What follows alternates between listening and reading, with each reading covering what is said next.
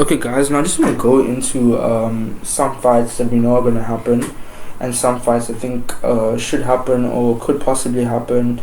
And then I just want to talk about that. So the first one is Sarukian versus Makachev. We know that that fight is obviously the fight to make in the lightweight division. We know that it hasn't been confirmed, the contract hasn't been signed yet. But look, Sarukian is the rightful contender. I do see him as an amazing fighter, but I just don't see him beating Islam Makachev. I think there's a reason why Islam is the pound for pound number one. I think,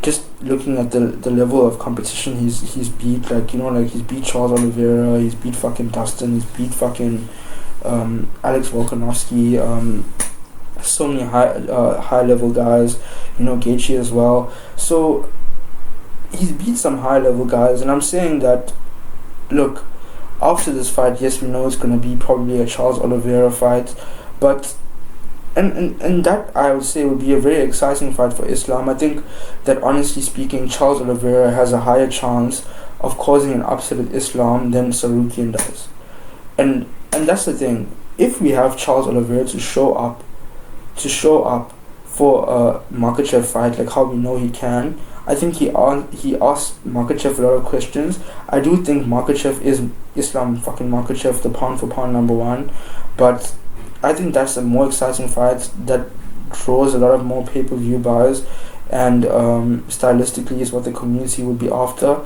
And I think, just in terms of if you want to see an upset, I think Charles Oliveira is more likely to give us that upset. But like I said, we need the Sarukian and the Makachev fight to happen first. How do I think that fight plays out? Like I said, I think Makachev gets the W. Does he do it in a spectacular fashion? Does he not? Look, I don't know. I think we're going to have to hear from the fighters. I think we're going to have a little bit of build-up for that fight, get the fight confirmed first as well. But it is a fight that needs to happen in order for the division to move forward. Even if we're saying we want to see Max Holloway eventually end up fighting Islam, I do think Max needs to maybe have one or two fights first, maybe fight Paddy the Baddy, and then someone in the top 5, and then we can say, okay, he deserves a fight against Islam for the lightweight championship. But look, I like Arman, but I would be very shocked if he had to beat Islam Makachev. I just don't see it. I think Islam is a different level. He's a different animal. Just with how composed he is, with how balanced his fighting game is, I just don't see Arman being able to take him.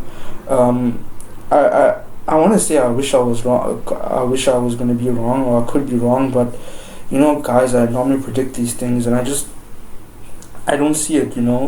And yeah. So that's my opinion on Arman Sarukian versus Islam Makachev, and then obviously Charles Oliveira. I think he did a great job at UFC 309. I think that fight with Chandler, he was very cerebral. He was very purposeful in his approach. His ground game, the way he took him down, what he did on the ground, just as well as what he's doing with his hands, his striking, his stand-up game. I just think everything about the Charles Oliveira that we saw that night was perfect, and that's the Charles Oliveira that the fans want, the fans expect to see when they pay. I think obviously having Brazil behind him, having New York behind him, and the John Jones prayer and stuff of that nature did help him. But yeah, that's the Oliveira we want to see. We want to see him turn up. We want to see him show out, and I guess he just can't be that kind of placid anymore. I want to see him take his throne. I want to see him own it. Charles Oliveira is a modern legend of the sport, and he deserves his seat at the table. And I just think that after seeing Charles Oliveira win this way, then I'm very happy to see and confirm that he isn't washed up. That he's got a lot of fight left in him, and we definitely want to see more of him. To see him do more in the UFC, to see him come back maybe from some of his recent losses as well, and just turn it around, which he has done in the past, which if anyone is going to do that, we're saying is Charles Oliveira. So I think Islam as well, to stay that high up at the lightweight division. It's the most stacked division in the UFC. It's the most competitive. It's the hardest division. That top 10 isn't playing games, and anywhere else, a lot of them would be champions. So yeah, I think that future fights would be interesting. Oliveira versus Makachev, but we're just gonna wait on the Sarukian versus Makachev confirmation and then just take it from there. But I think Charles Oliveira did really well against Michael Chandler, and I think he does deserve the next title shot. And he has proven that he does deserve it. So let's just wait and see what happens. And then just going to Shavkat versus Ian Garry, that fight is confirmed for UFC 310. I do stand with the idea that there shouldn't be an interim title fight because we do know when Bilal is coming back. But I do agree that as well that this should be the number one contender fight. It makes the most sense. I think both of them are undefeated. So anytime an O is definitely for sure going to get taken away, that you're going to have the pay-per-view buys. You're going to have the gates and attendance, and that you're obviously going to have the community behind that fight. You're going to have the analysts behind that fight, and yeah, I think it's an exciting fight to make. One guy is arguably going to go to the glue factory in a sense, and one guy is going to climb up higher. And look, how do I think that fight plays? It's obvious. I think Shavkat is a huge fucking welterweight. I don't think Ian Garry is that big. I think Ian Garry is no match for Shavkat. I think Shavkat is a different animal, he's a different beast. He has 100% finish rate. He's also huge. I see that fight. I see that fight being lost by Ian Garry in the in the clinch, and then obviously subsequently the ground. That's where I see that fight being lost by Ian Garry. I don't think Ian Garry wins this fight. I just don't see how he could come up with a solution to beat Shavkat. Like, if Shavkat is even tell him, like, I'm going to take you down and submit you, I don't see how Ian Garry is going to solve that equation. I don't see how that's going to be a thing. I don't think he has enough time to train to kind of get on the level to question Shavkat seriously. I just think standalone talent, capabilities, IQ, Shavkat is light years ahead. Not taking anything away from Ian Garry, is also an undefeated fighter, but like I'm saying, when it comes to Shavkat, we all know that the man's a beast. We all know that he's a fucking direct descendant of Genghis Khan, the fucking global conqueror. The guy who literally changed CO2 levels because of the amount of people he killed, responsible for a fucking quarter of the world population. So when it comes to Shavkat, it's an obvious win. And obviously then the fights with Bilal, we know what's going to happen there. So Ian Garry, if I'm being honest about Ian Garry, I think he had big balls to take this fight. I think it was in his best interest to take this fight. He's going to climb up the ranks really high if he wins or loses, I don't think if he loses this fight, like, it's over for him at welterweight, though. I think with 3 or 4 fights, not even 4, maybe 3 fights, 3 good wins, he gets back into the title debates. I think he becomes number 1 contender again. And yeah, I mean, like, even if he loses to Shavkat, like, a fight against against the Leon Edwards, puts him back in that conversation. And I think that Ian Garry has the potential to beat Leon Edwards, but I just don't see him on such short notice being able to beat Shavkat. I just don't. And you guys can crucify me for saying this and for being such a dick about it, but at the end of the day, we all know it's a foregone conclusion. Like, the odds are going to be like one.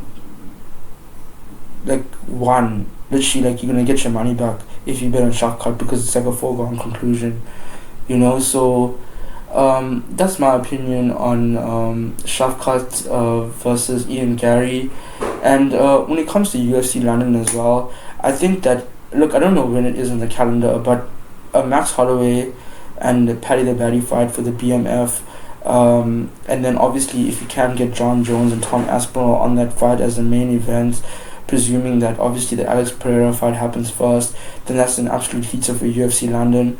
I also have some exciting ideas for UFC London, which I'm going to be dropping in teasers, just like how I'm going to be dropping in teasers the UFC Africa stuff as well. Because I did say, like, I do want to help Tom Aspinall because I do like Tom Aspinall, but I just think, like, obviously for what where I want the UFC to be, which is like the number one entertainment brand in all of sports entertainment across the globe, and then for them to obviously be seen as also like that media conglomerate that I talked about, for them to have those alternate avenues of merchandising, and for the sport to grow domestic, like to be a domestic, a widely recognized domestic name, like how everyone knows who Ronaldo is.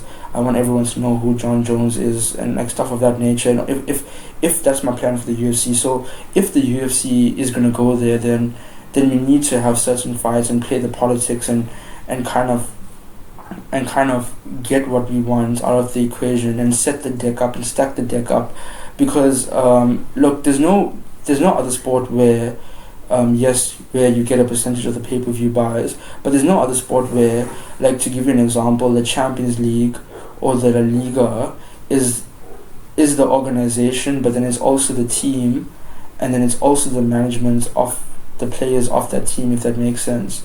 So I think the UFC needs to use that to their advantage, to say, hey, we are the Champions League, but we're also the Real Madrid, but we're also the Carlo Ancelotti, and let's see what we can do. How can we stack this up for our benefit? Because I can assure you, if other sports had that privilege, they would be taking much more of advantage of it in the UFC, and I think the UFC should do that.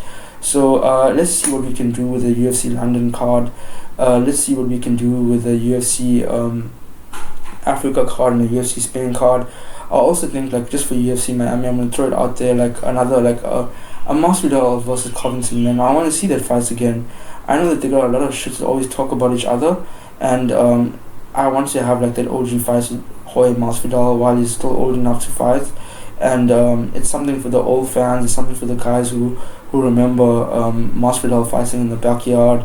And I also, like, I might be very exclusionary at this point, but as much as I love Masvidal and how he was fighting in the backyard with Kimbo Slice, and he's just been a legend of the UFC and MMA in general, and combat sports in general, I also am a fan of Colby Covington's trash talk and his bullshit and his antics. So to put that together again would just be, like, a very exciting thing for someone like me. I know that I'm not, like, alone when you can find people like me who like the same thing. And just to say, like, I am a John Jones fan, whereby I will pop someone in the crowd if they talk shit about John Jones. So yeah, that's a great fight to make. I think what will also be a great fight to make is, we already know about it, but Pantoja versus Kai Kara France, great fight to make. I think that has huge potential. Obviously, like, when we think about rugby as well, and I think we can also help with that in terms of promoting that fight and building up that fight and kind of bringing different audiences to that fight. I think that'll be pretty easy, actually. And then I also wanted to talk about, maybe if Peter Yan wins on this weekend, maybe we can see a rematch with him and Corey Sandhagen. I'm a huge fan of Corey Sandhagen. I think he has had a couple unlucky wins by decision, but I do think he's still a young-ish fighter. So let's see what he can do against Peter Yan again. We know he lost a decision against Peter Yan, but let's see what he can do. I'm excited for that kind of a fight. And then we got Lopez and Volk as well. I think that's a good fight to make. Also not for an interim belt. And I don't think this number one contender thing is a bit confusing, because I don't want Volk to fight Ilia Topuria again.